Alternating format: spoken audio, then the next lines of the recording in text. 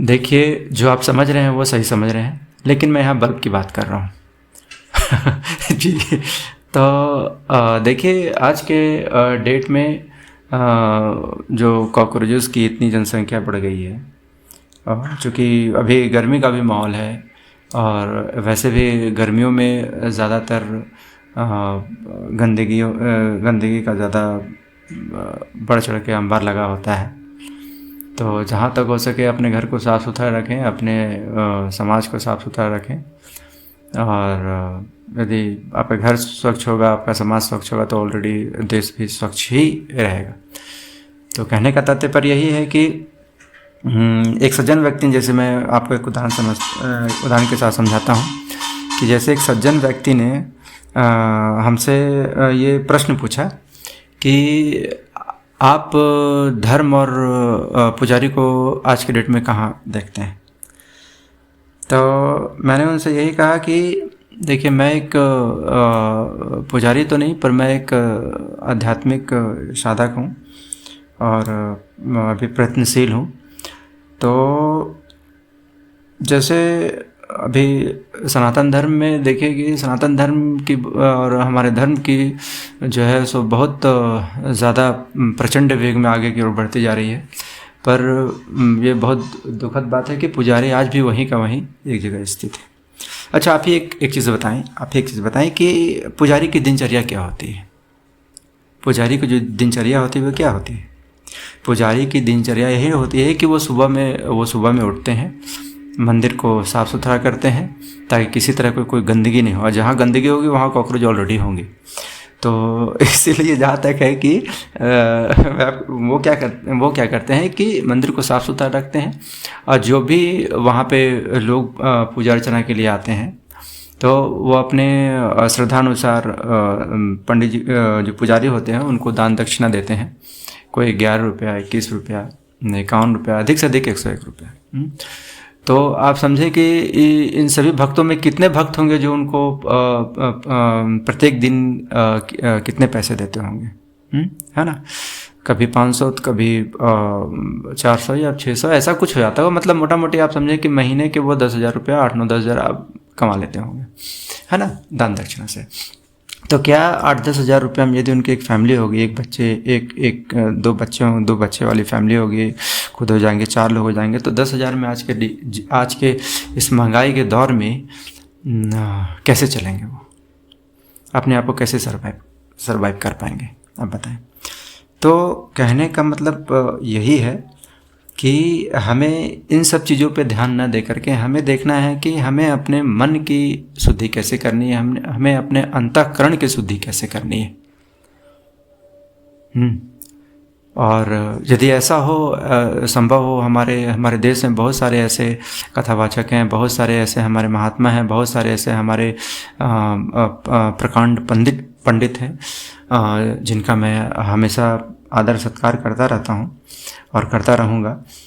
तो जैसे एक मुहिम यदि चलाया जाए कि एक अपने उस संस्था के द्वारा स्कूल, कॉलेजेस या जो गौशालाएं बन रही हैं वहाँ पे गौशाला के द्वारा जो गोबर वहाँ पैदा होता है, उत्पन्न होता है, मतलब मिलता है गोबर, उसे गोबर गैस का निर्माण किया जाए जिससे वहाँ के बेरोजगारों को रोज़गार मिले। और ऐसे बहुत सारे स्कूल कॉलेजेस में आप खुलवाएं जिससे कि एक जो हमारे अभी नवयुवक हैं उनको भी रोज़गार मिले शिक्षक के तौर पे। और कुछ टेक्निकल भी हैं, और भी बहुत सारे ऐसे हैं जो हमारे अध्यात्म से जुड़े हुए, जो हमारे गुरुजन हैं, वो उन्होंने अपना कुछ कर रखा है जिससे बेरोजगारों को अभी बहुत हद तक रोजगार की समस्या से निजात मिला है। पर फिर भी अभी एक बहुत बड़ी जनसंख्या जो है हमारे देश में वो बेरोजगारी की है, और इसके लिए हमें ज़्यादा इन सब चीज़ों पे ध्यान नहीं देना होगा।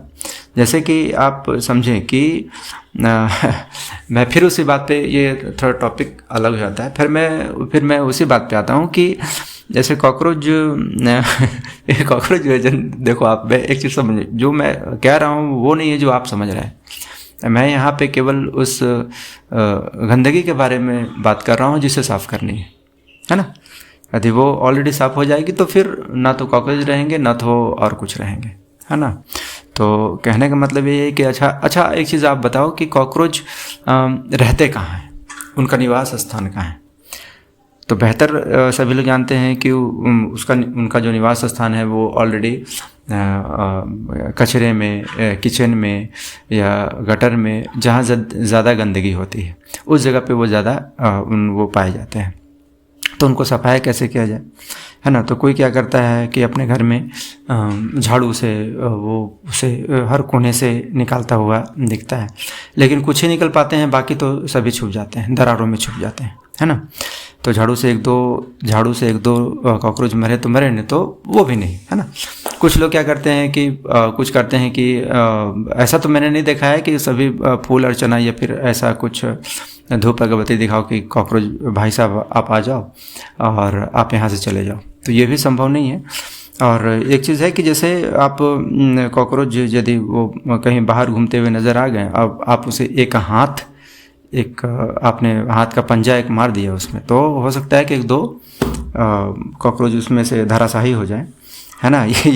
ये संभव है ना। तो आप हर हथगंडे आप अपना के देख लो, रोशनी आप लो, चाहे बल्ब की रोशनी लो या फिर आप किसी चीज़ की रोशनी लो, है ना।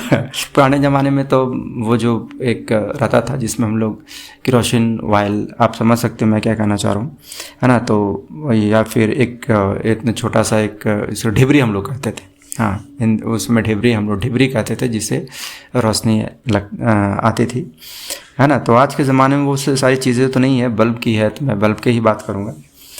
तो बात यहाँ पे यही मैं कहना चाह रहा हूँ कि जैसे आपने झाड़ू का इस्तेमाल किया, उनको निमंत्रण भी किया, उनको आपने अपने हाथ पैर से भी मारा, पर फिर भी वो जो है उतना उन पर ज़्यादा असर नहीं पड़ रहा है, क्योंकि अभी आंधी है।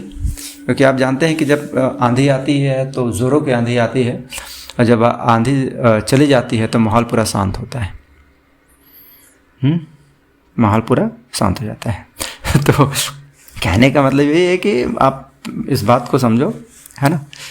और जो समझने वाले हमारे हैं, जो हमें सुन रहे हैं या जो हमें देख रहे हैं, जो हमारे इस ब्लॉग को, जो इंटरव्यू को देख रहे हैं, तो वो बेहतर समझ सकते हैं कि मैं क्या कहना चाह रहा हूँ। और जो समझ रहे हूँ उनका मैं बहुत बहुत आभारी हूँ। और ज़्यादा मैं चीज़ें नहीं कहूँगा, क्योंकि ज़्यादा कहने से ज़्यादा बातें आगे बढ़ जाती हैं।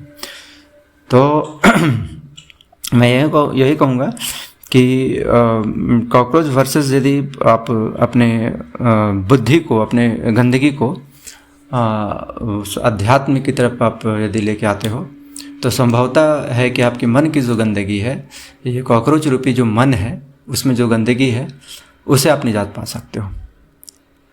अध्यात्म से जुड़ो, आप एकाग्रता हो, आप ध्यान करो। आप ध्यान जब आप करते हो तो जितनी भी बाहरी अनाप शनाप की जो चीज़ें हैं वो आपके मन से वो निकलना शुरू कर देती हैं, और जो शुद्ध जो चीज़ें हैं वो आपके अंदर प्रवेश करती हैं, है ना। तो जैसे कि आप जब जानते हो कि जब कोई गंदगी, जैसे एक गिलास है, यदि आप ले लो, एक गिलास हो, उसमें बहुत ज़्यादा गंदगी भरा कोई पदार्थ है, मतलब लिक्विड है, और जब उसमें आप एक शुद्ध नल से एक शुद्ध जल आप जो उसमें गिराते हो, तो वो शुद्ध जल गिरते गिरते एक ऐसा समय आता है कि पूरी की पूरी वो गंदगी उस गिलास से निकल जाती है और केवल शुद्ध जल बचता है। तो कहने का मतलब यही है कि कॉकरोच रूपी यदि गंदगी आपके मन में है, तो अध्यात्म रूपी जल से आप उसको निवारण कर सकते हो। तो आप लोग हमारी बातों को इतने देर सुने, इसके लिए आप लोगों का सब बहुत बहुत मैं आभारी हूँ, धन्यवाद देना चाहूँगा। और इसी तरह हमसे आप जुड़े रहें। यदि किसी बात की आप लोग को दुख लगा तो इसके लिए मैं हमेशा क्षमा प्रार्थी हूँ, आपके लिए क्षमा चाहता हूँ। और ये जो भी मैं बातें कर रहा हूँ, ये मेरी अपनी अवधारणा है, मेरी अपनी एक समझ है, और इसलिए मैंने ये सारी बातें कही। बहुत बहुत धन्यवाद, आभार। हर हर महादेव।